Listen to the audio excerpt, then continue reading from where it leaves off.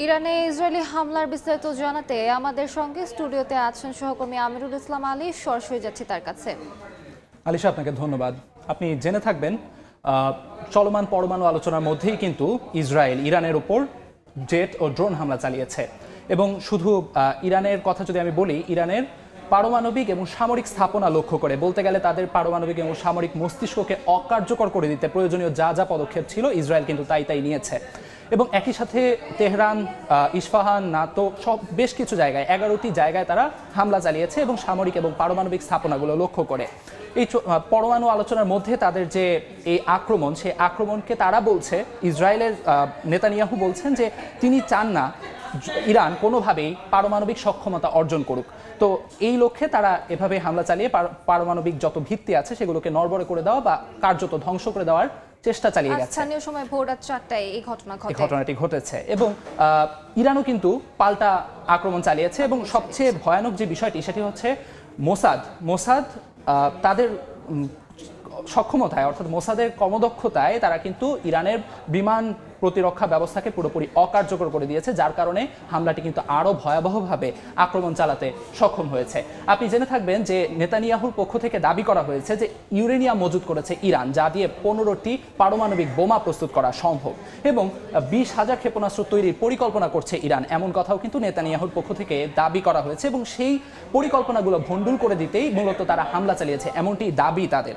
এখন এর পরিপ্রেক্ষিতে পাল্টা হুঁশিয়ারি কিন্তু দিয়েছে আয়াতুল্লাহ আলী খামেনি। তিনি বলেছেন ইরানের যে সক্ষমতা তার পরিপূর্ণ রূপ যদি দেখে, ইসরায়েলের পক্ষ থেকে কঠিন বাস্তবতার মুখোমুখি হতে হবে ইসরায়েলকে, এমন হুঁশিয়ারি তিনি দিয়েছেন। পরিণতির হুঁশিয়ারি দিয়েছেন তিনি নেতানিয়াহুকে। এক্স্যাক্টলি তাই। এবং এই জায়গায় সবচেয়ে বড় যে টার্নিং পয়েন্টটা আমরা উল্লেখ করতে পারি সেটি হচ্ছে যুক্তরাষ্ট্রের ভূমিকা। যুক্তরাষ্ট্রের ভূমিকা নিয়ে যদি আমি বলি, যুক্তরাষ্ট্র শুরুতে দাবি করেছিল তারা এ সম্পর্কে কিছু জানে না। পরবর্তীতে কিন্তু ডোনাল্ড ট্রাম্প পাল্টা দাবি করেছেন যে তিনি আগাম জানতেন এ ধরনের কোনো হামলা হতে যাচ্ছে। পাল্টাপাল্টি তিনি কিন্তু আবার হুঁশিয়ার করেছেন যে ইরান যদি কোনোভাবে যুক্তরাষ্ট্রের ওপর আক্রমণ চালাতে চায় কিংবা কোনোভাবে যুক্তরাষ্ট্রের দিকে নজর দেয়, তাহলে তার জন্য কঠিন পরিণতি অপেক্ষা করছে ইরানের জন্য।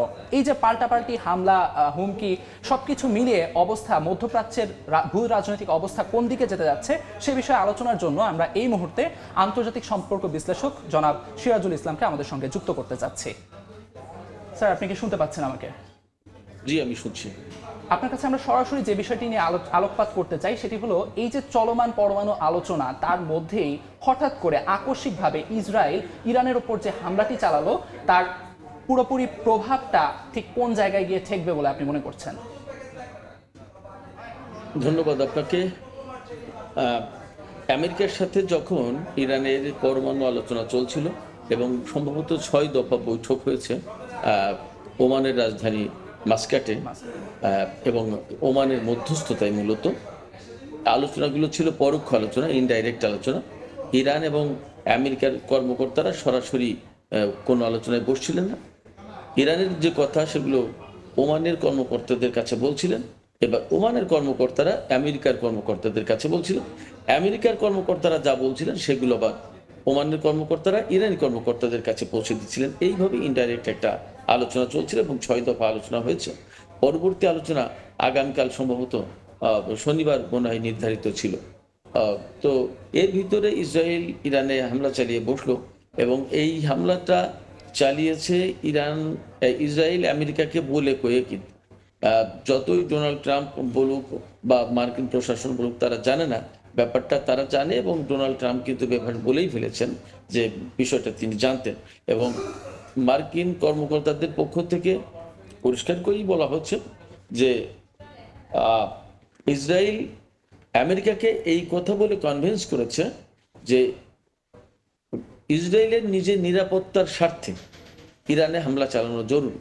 অর্থাৎ কি নিরাপত্তার স্বার্থে এবং এই মুহূর্তে ইরান কতটা হুমকি হয়ে উঠেছে, কেন হুমকি হয়ে উঠেছে, এইরকম একটা ব্যাখ্যা দিয়েছে বলে বলা হচ্ছে। কিন্তু আমি ব্যক্তিগতভাবে যেটা বলি সবসময় বা মনে করি, এবং বাস্তবতাও তাই, সেটি হচ্ছে যে ইসরায়েল প্রকৃতপক্ষে কোনো দেশ নয়।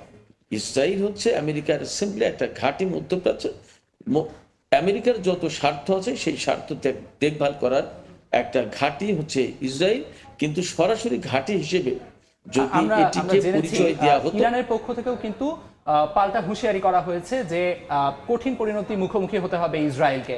তো এই জায়গায় ইরানের পদক্ষেপ কেমন হতে পারে এবং সেই পদক্ষেপকে কেন্দ্র করে মধ্যপ্রাচ্যের ভূ রাজনৈতিক পরিস্থিতি ঠিক কোন দিকে যেতে পারে? জি, আমি সেদিকেই যাচ্ছিলাম।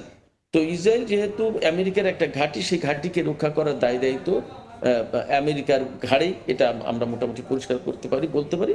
এবং সেই কারণেই ইসরায়েলকে সব ধরনের সমর্থন তারা দিচ্ছে। তো এই যে বাস্তবতা, এই যে হামলা হলো, এখন ইরান, আমরা এরই মধ্যে খবর পেয়েছি যে কোথাও আসছে যে 100 ড্রোন ছুঁড়েছে ইসরায়েলের দিকে। কোনো মিডিয়াতে দেখতে পাচ্ছি আমরা 200 ড্রোন দিয়ে হামলা চালিয়েছে। কামিকাজে শাহেদ 136 এবং 129 এই দুই মডেলের ড্রোন দিয়ে হামলা চালিয়েছে। এবং এর পরবর্তীতে আমরা বিভিন্ন বিশ্লেষণ থেকে বা তথ্য পাচ্ছি যে এরপরে ইরান ব্যালিস্টিক ক্ষেপণাস্ত্র দিয়ে হামলা চালাতে পারে ইসরায়েলের উপরে, তারপরে হাইপারসনিক ক্ষেপণাস্ত্র দিয়ে হামলা চালাতে পারে। এবং এই সমস্ত হামলা হবে, এটা মোটামুটিভাবে নিশ্চিত এবং পরিষ্কার। ইরানের ধন্যবাদ, সর্বোচ্চ স্যার, নেতার আপনাকে পক্ষ থেকে অসংখ্য যেহেতু ধন্যবাদ। আপনার মূল্যবান হুঁশিয়ারি সময় দেওয়া হয়েছে যে আমাদেরকে দেওয়ার জন্য আপনাকে অসংখ্য ধন্যবাদ। আলিশা, যেমনটি বলছিলেন আমাদের সম্মানিত অতিথি, উনি যেমনটি বলছিলেন যে এই যে পরিস্থিতি তৈরি হয়েছে, এই পরিস্থিতিতে কিন্তু বৈশ্বিক নেতাদের যে প্রতিক্রিয়া তা অনুযায়ী বেশ ভালো মতোই আমাদের মধ্যপ্রাচ্যের যে স্থিতিশীলতা সেটি নষ্ট হওয়ার বেশ বড় রকমের একটি শঙ্কা তৈরি হয়েছে। আলিশা, আলিফ, আপনাকে ধন্যবাদ। আমরা স্টুডিওতে আমাদের সাথে যুক্ত ছিলেন আলিফ। আমরা তার সাথে আলোচনা করছিলাম ইসরায়েল ইরানে হামলা করেছে এবং ইরানও পাল্টাপাল্টি হামলা করেছে ইসরায়েলের সে সম্পর্কে।